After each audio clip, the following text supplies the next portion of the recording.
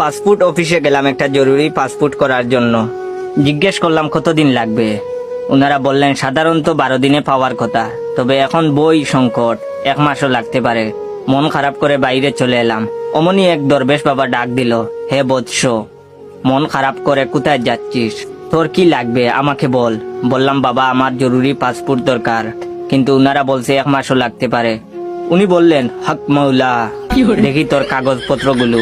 তারপর দরবেশ বাবা আমার কাগজগুলো নিয়ে ফচাত করে ছিঁড়ে ফেললেন। তারপর নতুন ফর্ম দিয়ে বললেন এটা পূরণ কর। আমি বললাম বাবা আমি তো অরিজিনাল কুমিল্লার রসমালাইয়ের মতো খাঁটি ফার্স্ট ক্লাস গেজেটেড কর্মকর্তা দিয়ে সত্যায়িত করে এনেছিলাম, এখন আবার গেজেটেড কর্মকর্তা পাবো কোথায়? বাবা বললেন আমার চেয়ে বড় কর্মকর্তা আর কে আছে রে এই জগতে, তুই পূরণ কর। সত্যায়িত আমি করব। ফর্ম পূরণ করে বাবার হাতে দিলাম। বাবা বললেন হাত দিয়ে ছবি তুলে তুই জাগা, ঠিক 4 দিন পর তোকে স্বপ্নে কল দেব, এসে বই নিয়ে যাবি। আমি বললাম বলেন কি বাবা, মাত্র 4 দিন, এ কি করে সম্ভব? সত্যি করে বলেন বাবা, আপনি মানুষ নাকি জীবন্ত অলি? পাসপোর্ট অফিসের লোকজন বলে 1 মাস লাগবে, আর সরকারি নিয়মে 12 দিনের নিচে কোনোভাবেই বই পাওয়া যায় না, কিন্তু আপনি 4 দিনে কিভাবে দেবেন? তিনি বললেন এসব তুই বুঝবি না রে, সব উপরওয়ালার লীলা খেলা, তাড়াতাড়ি টাকাটা দে, উপরওয়ালাকে দিয়ে আসি।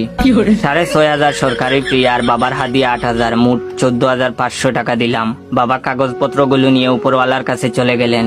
এই টাকার বাঘ বাবা একা নেবেন না, বাঘ পাবেন বাবা, তার বাবা পর্যন্ত। বাবাকে জিজ্ঞেস করেছিলাম পুলিশ বাড়িতে যাবে না ভেরিফিকেশন করতে? বাবা বললেন তুই তো বেরি বোকা লোক রে, পুলিশের 2 চোখ 2টা খচখচে নোট দিয়ে চাপ দিয়ে একটা ফু দেবো, অমনি তোর বাড়িঘর স্বপ্নে ভেরিফিকেশন করে ফেলবে। সব উপরওয়ালা লীলা খেলারে, হক মৌলা। ঠিক 4 ওয়ার্কিং ডে এরপর আজকে বাবা কল দিলেন, আয় বৎস পাসপোর্ট নিয়ে যা। আজকে 9 অক্টোবর।